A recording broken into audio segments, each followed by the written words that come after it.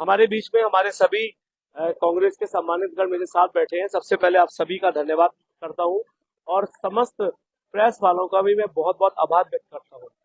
एक बड़ा अच्छा जिस दिन से चुनाव हुआ उस दिन से मैं सोच रहा था कि इस टाइप की वीडियो कब आएंगी, लेकिन मुझे प्रतीक्षा थी कि जब 4-5 दिन चुनाव को रह जाएंगे तो वोटों को ध्रुवीकरण करने के लिए ऐसी ऐसी वीडियो आएंगी जिन वीडियो का कोई आधार नहीं होगा।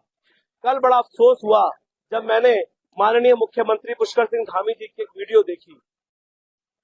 वो जोर जोर से एक सभा में चिल्ला रहे थे कि साहब उनका मेयर बन भी गया तो क्या होगा, सरकार तो मेरी चल रही है, सरकार तो भाजपा की चल रही है। यह है असली चेहरा भाजपा का। अब मैं आपको बताना चाहता हूँ कांग्रेस का चेहरा। पहली बार जब चेयरमैन बनी आदरणीय उषा चौधरी जी, सूबे में चल रही थी कांग्रेस की सरकार, माननीय स्वर्गीय नरेंद्र तिवारी जी मुख्यमंत्री थे इस सूबे के।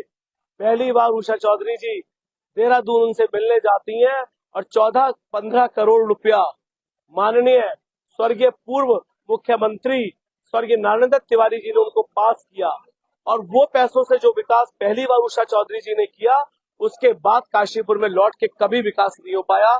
ये है कांग्रेस की विचारधारा। दूसरी बात बताता हूँ, जब हरीश रावत जी की सरकार चल रही थी हमारे सूबे में, तब हमारे विनोद भाई साहब और लोग नगर निगम पहुंचे और माननीय उषा चौधरी जी अभी यहीं पर ही आप सब ये बात पूछ सकते हैं और ये बात जाकर नगर निगम में देख सकते हैं कि कब क्या हुआ। हरीश रावत जी के लिए आदरणीय उषा चौधरी जी ने कहा कि देखिए साहब, ये जो बना हुआ है यहाँ पे सभागार, ये सभागार नहीं है, इसकी कितनी बुरी हालत है और आप इसको बनवाइए तो कम से कम नगर निगम है इसको पता तो लगना चाहिए। तुरंत वहां से फोन किया गया, हमारे विनोद भाई साहब ने फोन करा और 84 लाख रुपया हरीश रावत जी ने वहीं से फोन पर पास किया जिस सभागार में आज नगर निगम में जो स्थापित है। ये है कांग्रेस का चेहरा। दूसरा चेहरा जो धामी जी कल रात से वीडियो दे रहे हैं, तो आप विकास की सोच रखते हैं, आप बात करते हैं कि हम केवल विकास की बात करते हैं और एक तरफ आप वीडियो में ये वायरल कर रहे हैं कि यदि कांग्रेस का मेयर बन गया तो पैसा कहां से लाएगा, सरकार मेरी चल रही है। तो शर्म आनी चाहिए, शर्म आनी चाहिए। उत्तराखंड आप सूबे के मुख्यमंत्री है, किसी पार्टी के मुख्यमंत्री नहीं है, किसी व्यक्ति के मुख्यमंत्री नहीं है, किसी धर्म के मुख्यमंत्री नहीं है।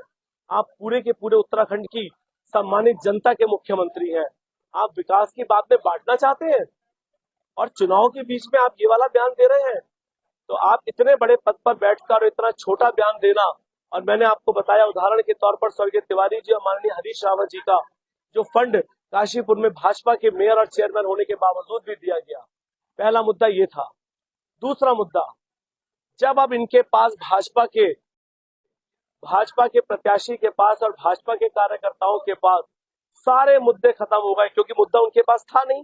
भाजपा का प्रत्याशी स्वयं ये कहता घूम रहा था कि साहब काशीपुर हजारों जन समस्याओं का शहर है, इन जन समस्याओं को तभी दूर होगी जब मैं आऊंगा। तो सबसे बड़ा फरेब तो ये कि जो हजारों जन समस्याओं का शहर खुद मुंह से बोल रहा है और 20 साल से सरकार में चल रही है, 20 साल में मेयर चेयरमैन और मेयर साहिबा उन्हीं के भाजपा की है, उसके बाद जो ये कह रहा है, तो काशीपुर की जनता ये समझ चुकी कि तुम बहरूपियों को इसके अलावा कुछ करना नहीं आता। जो कल से वीडियो जारी शुरू करी है इन लोगों ने, फर्जी वीडियो एडिटिंग। मेरे कल शाम का भाषण आप बताइए, कल शाम की स्पीच जो वार्ड नंबर 2 और 1 नंबर को जोड़ता है, सैनिक जहाँ पे रामलीला होती है, वहां पर माननीय हरीश रावत जी आए हुए थे। वहां पर स्पीच जो मेरे शब्द थे कि एक तरफ माँ चामुंडा मैया विराजमान है, अभी भी आप मेरी उस स्पीच को उठा सकते हैं, दूसरी तरफ माँ महिषासुर मर्दनी विराजमान है और उसके बीच में ये गंदगी से भरा हुआ सड़ा हुआ गिरिताल। ये मेरी लाइनें थी और आज भी गंदगी से भरा हुआ सड़ा हुआ गिरिताल है, आप सब जाकर देख सकते हैं। उसको एडिटिंग करके गिरिताल हटा के काशीपुर ऐड कर दिया गया, काशीपुर ऐड कर दिया गया, एडिट कर दिया गया। तो कितना बड़ा दुर्भाग्य कि आप किस गंदगी पर उतरकर आ चुके हैं। तीसरी बात, जो हिंदू और मुसलमान का ध्रुवीकरण आप इस चुनाव में करना चाहते हैं, काशीपुर की जनता आप सबको समझ चुकी है। अरे माननीय भाजपा के प्रत्याशी जी, मैं तो आज से 20 साल पहले भी इसी कांग्रेस के झंडे के नीचे रह रहा था, आज भी इस कांग्रेस के झंडे के नीचे हूँ और जब मरूंगा तब भी इस कांग्रेस का झंडा ओढ़ के ही मरूंगा। तब भी आप मुझसे सवाल पूछते हैं, जो 4 साल पहले राजनीति में आए 3-3 पार्टियों को बदलकर, जो आज से 3 साल पहले 2022 के चुनाव में जिन आप मुसलमान भाइयों को गालियां बक रहे हो, जिन मुसलमान भाइयों को आप काटने की बांटने की बात कर रहे हो, उन मुसलमान मोहल्लों में 2022 में आम आदमी पार्टी की जगह जगह जाकर टोपियां बांट रहे थे भाजपा के प्रत्याशी। मुझसे सवाल करेंगे आप? जो दूसरी बातें करते हैं, एक तरफ आप देख लीजिए जो आज चुनाव के मंच पर बसपा के लोग खड़े हैं, एक तरफ पूर्व चेयरमैन शमसुद्दीन जी खड़े हैं, दूसरी तरफ हसीन खान जी खड़े हैं, बीच में स्वयं खड़े हैं। उन भाइयों को बांटने और काटने की बात करते हैं। ये कुछ नहीं, इनके पास मुद्दे खत्म हो चुके हैं, विकास की बात करना खत्म हो चुका है, इसलिए वोटों का ध्रुवीकरण करना चाहते हैं।